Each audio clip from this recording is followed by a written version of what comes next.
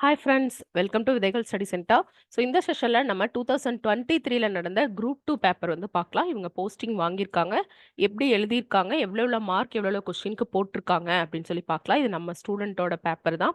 இவங்க வந்து தமிழ்லே எழுதியிருக்காங்க. இப்போ நம்மளோட இயர்லி பேட்ச் போகுது இல்லைங்களா, மெயின்ஸ் பேட்ச். ஸோ அதில் வந்து எல்லாரும் கேட்குற கொஸ்டின் என்னன்னா, தமிழில் எழுதி பாஸ் ஆயிருக்காங்களா மேம் அப்படின்னு கேட்குறீங்க. ஸோ தமிழ் எழுதி பாஸ் ஆயிருக்காங்க. இவங்க ஆக்சுவலாக பார்த்தீங்கன்னா தமிழ்ல இருந்து இங்கிலீஷ்க்கு மாத்தி இப்ப குரூப் 1 மெயின்ஸும் பாஸ் பண்ணியிருக்காங்க. ஸோ தமிழ்ல எழுதி போஸ்டிங் வாங்குறது சாத்தியம் தான். தமிழ்ல இருந்து இங்கிலீஷ்க்கு மாறி மெயின்ஸ்ல கிளியர் பண்றதும் சாத்தியம் தான். ஏன்னா இந்த 2 விஷயத்த வந்து ரிப்பீட்டா நீங்க என்குயரி கால்ஸ்ல கேட்டுட்டே இருக்கீங்க. அதுக்கான பதிலாக இந்த வீடியோ வந்து நான் போஸ்ட் பண்றேன். ஓகேங்களா? ஸோ இவங்க நார்மலா பார்த்தீங்கன்னா, ரொம்ப அழகான ஹேண்ட் ரைட்டிங்ன்னு சொல்ல முடியாது. பட் படிச்சா நமக்கு புரியுது. ஃபர்ஸ்ட் கொஸ்டினே கொஞ்சம் அடித்தல் திருத்தலா தான் எழுதியிருக்காங்க. பார்த்தீங்களா? ஸோ கீ பாயிண்ட்டே அடித்தல் திருத்தல் தான் எழுதியிருக்காங்க. 0 மார்க்ஸும் இவங்க வாங்கியிருக்காங்க பாருங்க. ஜெனரலா சுற்றுச்சூழல்ல கோவிட்-19 தாக்கம் அப்படின்னு கேட்டிருக்காங்க. ஸோ என்னென்ன நல்ல குட் பாயிண்ட்ஸ் எழுதியிருக்காங்க, பேட் எஃபெக்ட்ஸும் எழுதியிருக்காங்க. என்ன குட் பாயிண்ட்ஸ்னா காற்று மாசுபாடு குறைஞ்சிச்சுன்னு எழுதியிருக்காங்க. ஏன்னா எந்த டிரான்ஸ்போர்ட்டேஷன் இருந்திருக்காது, ஊரடங்கு போட்டிருக்காங்க இல்லையா? ஸோ அது. அதே மாரி பார்த்தீங்கன்னா 2020ல ஒரு டேட்டா குடுத்துருக்காங்க. எவ்வளோ மார்க் போட்டிருக்காங்க பாருங்களேன். ஒரு எவால்யூட்டர் வந்து 5 மார்க் போட்டிருக்காங்க. இன்னொரு எவால்யூட்டர் பார்த்தீங்கன்னா, ஒரே 1 மார்க் தான் போட்டிருக்காங்க. இவங்க டோட்டலா வாங்குன மார்க் நான் ஃபர்ஸ்ட்டு சொல்லிடுறேன். ஃபர்ஸ்ட் எவல்யூஷன்ல வந்து பார்த்தீங்கன்னா, 150 மார்க். Second எவல்யூஷன்ல 170, 147, so 149. இவங்க பிஎஸ்டிஎம் ஏதாவது இருக்கான்னு கேட்குறீங்க. எதுவுமே இல்ல. ஸோ இவங்க வந்து கிளியர் பண்ணியிருக்காங்க. சரிங்களா? அடுத்தது ஐயூசிஎன் ரிப்போர்ட். அப்போதைக்கு என்ன தோணுது? அதுதான் எழுதியிருக்காங்க. ஆனா பார்த்தீங்கன்னா, கடைசி லைன் வரை எழுதியிருக்காங்க ஃப்ரெண்ட்ஸ். இதுதான். பாருங்க, அடுத்த கொஸ்டின் பாக்ஸ்க்குள்ள லைன் பண்ணியிருக்காங்க. இதெல்லாம் நம்ம பண்ணக்கூடாது அப்படிங்கிறத டெய்லியும் நீங்க எழுதிட்டு வரீங்க இல்லையா? ஒரு கொஸ்டின்ஸ். ஸோ அதுக்கு ஃபீட்பேக்கும் வாங்கிட்டு வரீங்க. அதுல வந்து இந்த விஷயம்லாம் சொல்றோம். பட் அந்த 3 ஹவர்ஸ்ல வந்து நம்ம இந்த மாரி பண்றது வந்து சாத்தியம் தான். நம்மளால இந்த அளவுக்கு எழுதுறதே வந்து பெரிய விஷயமா இருக்கும். ஓகேங்களா? ஸோ இந்த அளவு தான் வந்து எழுதியிருக்காங்க. வாஷ். இங்கிலீஷும் இடையில வந்து வந்திருக்கு. பார்த்தீங்களா? இது ஃபுல் பேப்பரும் பார்த்தீங்கன்னா ரொம்பவுமே சிம்பிளா தான் எழுதியிருக்காங்க. இப்ப கல்பாக்கம் மண் நிலையம் பத்தி எழுதுங்க அப்டின்னா, அது எப்ப உருவாகியிருக்கு, வெளிநாட்டு உதவியா எல்லாமே உருவாகியிருக்கு. அதோட திறன் வந்து எழுதியிருக்காங்க. ஸோ இந்த மாரிலாம் போட்டு எழுதியிருக்காங்க அவ்வளோதான். ஸோ இதுக்கு வேணா எவ்வளோ மார்க் போட்டிருக்காங்கன்னு பாருங்க. கொஸ்டின் நம்பர் 9க்கு. கொஸ்டின் நம்பர் 9க்கு 4.5 ஒரு எவால்யூட்டர் போட்டிருக்காங்க. இன்னொரு எவால்யூட்டர் வந்து 4 மார்க் போட்டிருக்காங்க. ஸோ ரொம்ப டீசென்ட்டான மார்க் தான் வந்து போட்டிருக்காங்க. இப்ப வந்து நமக்கு ஒரு நல்ல விஷயம் என்னன்னா, 6 மார்க்கே கிடையாது. எப்பவுமே மார்க் குறையும்போது நெறைய டீப்பா படிக்கிற மாரி இருக்கும். பிரிடிக்ட் பண்ண முடியாது. என்ன வேணா கேட்பாங்க. இதே இப்ப நம்ம 10 மார்க், 15 மார்க் தான் இருக்கும்போது, இதுதான் கேட்க முடியும் அப்படின்னு சொல்லிட்டு ஆன்சர் வந்து பிரிடிக்டபிளா இருக்கும் நமக்கு. கொஸ்டின் வந்து பிரிடிக்டபிளா இருக்கும். ஓகேங்களா? ஸோ இவங்க பாருங்க இந்த அளவு தான் எழுதியிருக்காங்க. ரொம்ப அலைன்மென்ட்டும் ரொம்ப மோசம்னு சொல்ல முடியாது. கொஸ்டின் நெறைய பேர் சொல்றாங்க, "என்னோட ஹேண்ட் ரைட்டிங் நல்லா இருக்காது மேம். வாங்க முடியுமா மேம்?" அப்படின்னு கேட்குறீங்க. ஸோ அவங்களுக்காகவே தான் போட்டது. ஃபுல்லுமே எல்லா ஆன்ஸரும் எழுதியிருக்காங்க. பாருங்க கொண்டாடப்படுகிறது இந்த மாரி தான் எழுதியிருக்காங்க. இங்க பேஜ் அலைன்மென்ட்டும் கொஞ்சம் ரொம்ப அதிகமா இல்ல தான்.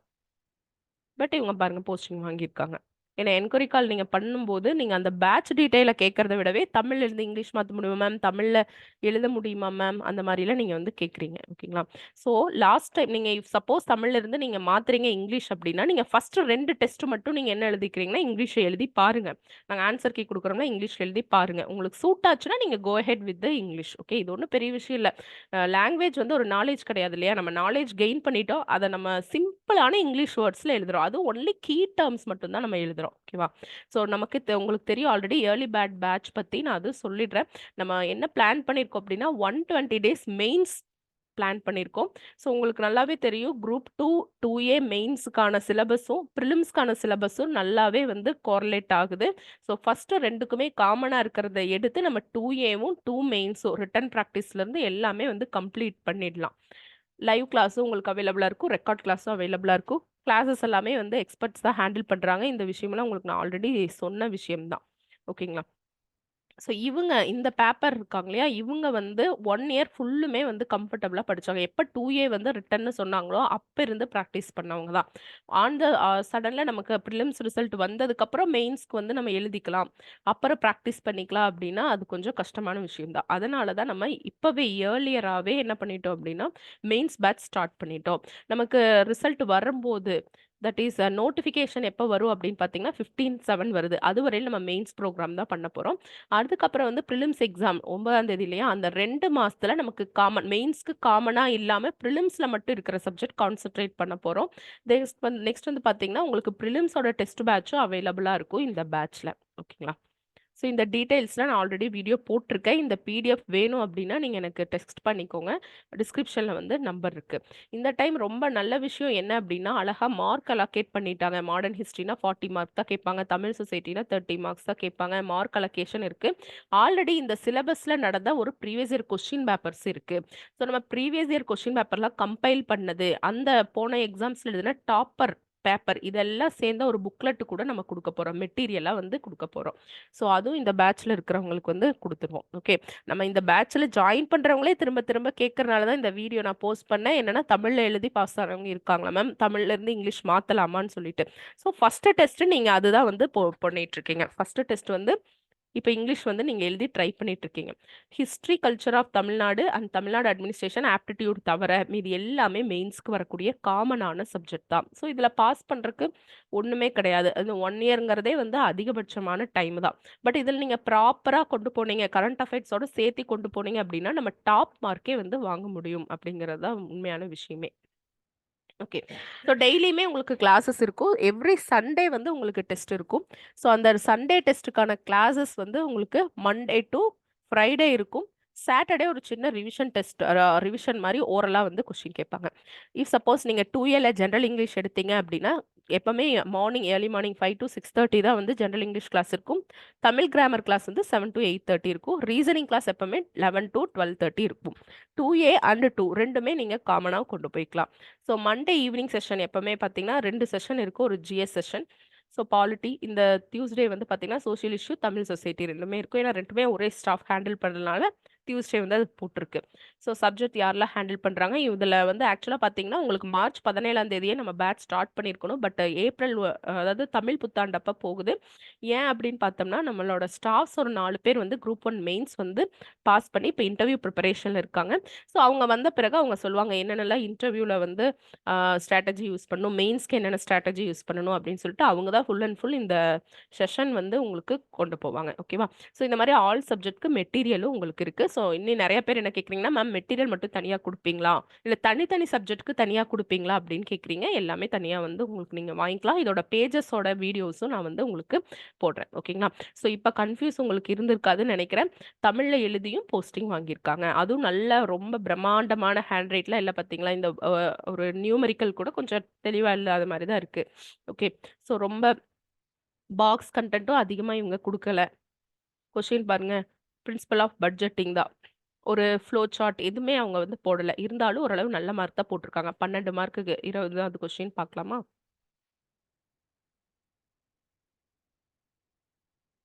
5 மார்க் போட்டிருக்காங்க ஒரு எவல்யூட்டர். இன்னொருத்தவங்க 3.5 ரொம்ப கம்மியான மார்க் தான்.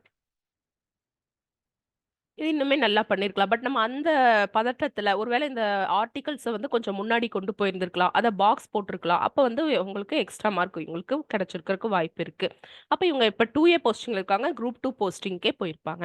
கொஞ்சம் அடித்தல் திருத்தலா தான் எழுதியிருக்காங்க. ஆனா பேப்பர் கம்ப்ளீட் பண்ணியிருக்காங்க. எதுவுமே எந்த ஒரு கொஸ்டினுமே சமாளிச்ச மாரி தெரியல. அதாவது எனக்கு ஆன்சர் தெரியல. அதனால நெறைய ஸ்பேஸ் விட்டு எழுதினேன். அந்த மாதிரி எந்த கொஸ்டினுமே சொல்ல முடியாது. ஓகே. பட் ஒரு ரன்னிங் லெட்டர் இப்படியே ரொம்ப ஃப்ளோ வந்து கொஞ்சம் அ கடகடன்னு எழுதியிருக்காங்க. ஏன்னா, அப்படிதான் எழுத முடியும் இல்லைங்களா? தமிழ்ல நமக்கு டைம் பத்தாது இல்லையா? இன்னொரு விஷயம் என்னன்னா, இவங்க மார்க் டெஸ்ட்லாம் எழுதும்போது எப்படி இருந்தாலும் ஒரு 12 மார்க்கையோ, 15 மார்க்கையோ விட்டுருவாங்க. ஆனா இந்த மெயின் எக்ஸாம்ல கரெக்ட்டா எழுதியிருக்காங்க. பட் நாங்க ரிசல்ட் எதிர்பார்த்தோம் தான். இவங்களோட ரிசல்ட் நம்ம எதிர்பார்த்தது தான். நெறைய பேர்கிட்ட ஃபீட்பேக் வாங்கியிருக்காங்க. அதுவும் கேட்டீங்க. ஃபீட்பேக் எப்படி தருவாங்க அப்படின்னு சொல்லிட்டு, ஒரு டெஸ்ட்டுக்கு ஒருத்தங்க ஃபீட்பேக் குடுத்துட்டாங்க ஒரு ஃபேக்கல்டினா, அடுத்த டெஸ்ட்டுக்கு வேற ஒரு ஃபேக்கல்டி. ஏன்னா, அவங்க பாயிண்ட் ஆஃப் வியூல வேற மாதிரி அவங்க சொல்லுவாங்க இல்லையா? ஸோ, அதனால எவல்யூஷன் 1, எவல்யூஷன் 2 நீங்க 150 மார்க்குக்கு மேல எடுத்தீங்கன்னா, 2 எவல்யூஷன் வந்து நம்ம மார்க் டெஸ்ட்லயே, அதாவது இந்த நார்மல் டெஸ்ட் வீக் டெஸ்ட் எழுதுறீங்களா, அந்த வீக் டெஸ்ட்லயே பார்த்துக்கலாம். அடுத்து விட்டமின் பி காம்ப்ளெக்ஸ் இது ஒண்ணுமே இல்ல நமக்கு 7த், 8த் புக்லயே நார்மலா சயன்ஸ் புக்லயே இருக்குது. ஓகே. இது மட்டும் நேரா எழுதியிருக்காங்க. இதுலயும் சில சில ஃபேக்ட் வந்து கொஞ்சம் தப்பா தான் குடுத்துருக்காங்க. ஓகேங்களா? கொஸ்டின் நம்பர் 27க்கு எவ்வளோ போட்டிருக்காங்கன்னு பார்க்கலாம். 6 ஒருத்தவங்க 6 போட்டிருக்காங்க. ஆஃப் த மார்க் போட்டிருக்காங்க. இன்னொருத்தவங்க 7 போட்டிருக்காங்க. அதுலயுமே பார்த்தீங்கன்னா, கொஞ்சம் அடித்தல், திருத்தல் தான் எழுதியிருக்காங்க. ஃபோலிக் அமிலம், வெறும் ஃபோலிக் எழுதியிருக்காங்க. ஓகே. உடலுக்கு இதெல்லாமே கொஞ்சம் கொஞ்சம் லைன் விட்டு தான் வந்து எழுதியிருக்காங்க. எல்லாத்தையுமே எக்ஸ்பிளைன் பண்ணல. ஜென்ரலா விட்டமின் பி காம்ப்ளெக்ஸோட இம்பார்ட்டன்ஸ் அப்படின்னு சொல்லிட்டு பாயிண்ட் குடுத்துருக்காங்க.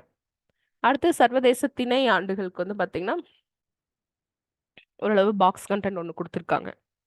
என்னென்னலாம் திணை அப்படிங்கிறத எழுதியிருக்காங்க. சிறுதானியம்னா என்னங்கிற விளக்கம் லாஸ்ட்டா வந்து எழுதியிருக்காங்க. இதுக்கு எவ்வளோ மார்க் குடுத்துருக்காங்கன்னு பார்க்கலாம். 28 7.5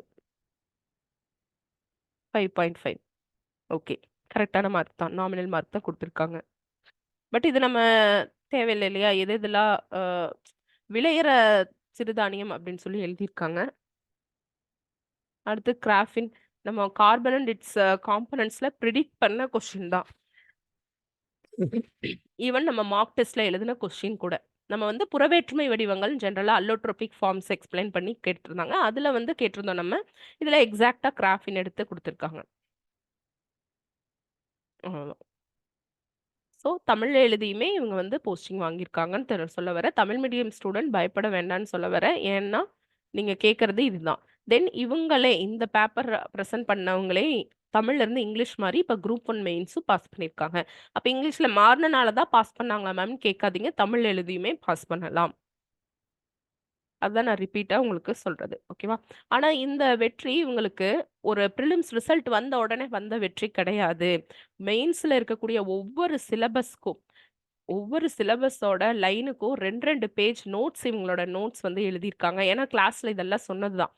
இப்ப பார்த்தீங்கன்னா, தமிழ்நாட்டு பொருளாதாரம் அப்படின்னா, அந்த 11த் எக்கனாமி புக்ல இருக்கும் இல்லைங்களா? அதுல வந்து ரொம்ப இம்பார்ட்டன்ட்டா இருக்கிற பாயிண்ட்டு, இப்ப கரண்ட் அஃபேர்ஸ்ல எத்தனாவது ஜிடிபி இதெல்லாமே வந்து மறுபடியும் மறுபடியும் ரிவிஷன் பண்ணிக்கிட்டே இருக்கணும். ஓகேங்களா? இப்ப பல்லுயிர் பேரிடர் மேலாண்மை அப்படின்னா, அது என்டிஎம்ஏ எப்ப ஸ்டார்ட் பண்ணாங்க? என்னென்ன பண்ணாங்க? இந்த விஷயங்கள் எல்லாமே அவங்க ஒரு 2, 2 பேஜுக்கு வந்து நோட்ஸ் எடுத்திருந்தாங்க. முன்கூட்டியே எடுத்திருந்தாங்க. ஸோ இந்த மாரி ஏன்னா எடுக்க சொல்லி கிளாஸ்ல சொல்லியிருக்கோம். அந்த மாரி எடுத்திருப்பாங்க. ஸோ இப்ப ஐரோப்பியர்களின் வருகை அப்படின்னா, இதான் டெஸ்ட் 1 நான் எக்ஸ்ப்ளைன் பண்றேன். அப்ப இங்கிலீஷோட தாக்கம் என்ன? டச்சுக்காரங்களோட தாக்கம் என்ன? அவங்களோட போர் என்ன? இது எல்லாமே கர்நாடிக் போர்னா என்ன வார்ஸு, அதோட ட்ரீட்டீஸு, அதுல வந்து எஃபெக்ட் இதெல்லாமே ஒரு பேஜா நம்ம வந்து நோட்ஸா எழுதி இருந்திருக்கணும். முன்னாடியே, பிரிலிம்ஸ்க்கு முன்னாடியே. ஸோ அப்ப வந்து மெயின்ஸ்க்கு தயாராயிட்டு, அப்புறம் பிரிலிம்ஸையும் கூடயே வந்து நம்ம படிச்சிருந்திருக்கணும். சரிங்களா? ஸோ இது வந்து நான் என்ன சொல்ல வரேன்னா, பிரிலிம்ஸ்க்கு அப்புறம் மெயின்ஸ் படிச்சு வந்த வெற்றி அதிகமா வெற்றி அடைய முடியாது. முன்கூட்டியே நீங்க ஸ்டார்ட் பண்ணுங்க. 1 இயர் நமக்கு டைம் இருக்கு. இந்த டைம் வேக்கன்சியும் ஓரளவு நல்லா வரும். எலக்ஷன் இருக்கனால வேக்கன்சியும் நம்ம 2000க்கு மேல எதிர்பார்க்க முடியும். ஒரு 4000 பக்கம் வந்தாலும் ஆச்சரியப்படுறதுக்கு இல்ல. இடையில குரூப் 1 வரும், குரூப் 4 வரும். ஸோ எதுக்குமே டீவியேட் ஆகாம அழகா ஒரு குரூப் 2 போஸ்டிங். சப் ரெஜிஸ்டரா, சப் ரெஜிஸ்டர், டிசிடிஓவா, டிசிடிஓ இந்த மாரி நம்ம மைண்ட்ல வச்சுட்டு இத படிக்கும்போது உங்களுக்கு டெஃபினட்டா அதுவும் நீங்க ரிட்டன் பிராக்டிஸே எழுதுங்க. மறுபடியும் இப்ப என்ன கேட்கிறீங்கன்னா, நான் ரிட்டன் எழுத முடியாது. நான் 2ஏ படிக்கிறேன் அப்படின்னு சொல்றீங்க. 2ஏக்கும் 2க்கு என்ன டிஃபரன்ஸ் சொல்லுங்க? இதுல தமிழும் ஆப்டிட்யூடும் இருக்கு. தட் இஸ் ரீசனிங் இருக்கு. 2 மெயின்ஸ்ல அது இல்ல. அப்போ ஒட்டுக்கா நீங்க இதையும் சேர்ந்து படிச்சுட்டு போ வேண்டியது தானே. ரிட்டன் பிராக்டிஸ் தான். ஒண்ணும் பிரச்சனை இல்ல. நம்ம 10த், 12த்ல எழுதாததையே நம்ம எழுத போறோம். ஒரு டிகிரி முடிச்சிருக்கோம். 3 வருஷம் 6 செமஸ்டர்ல எழுதாததையா இப்ப நம்ம இங்க எழுத போறோம். ஆல்ரெடி நம்ம பிரிலிம்ஸ்க்கு படிச்சது தான். அத கொஞ்சம் எலாபரேட்டா எழுத போறோம். நோட்ஸ் எடுத்துக்க போறோம். அவ்வளோதான். இதுல வேற எந்த விதமான புதுமையும் நம்ம கையாள போறது கிடையாது. இவங்க பாருங்க, இவங்க எழுதின பேப்பர்ல ஏதாவது ஒரு புதுசா எழுதியிருக்காங்களா? எல்லாம் தெரிஞ்சது தான்.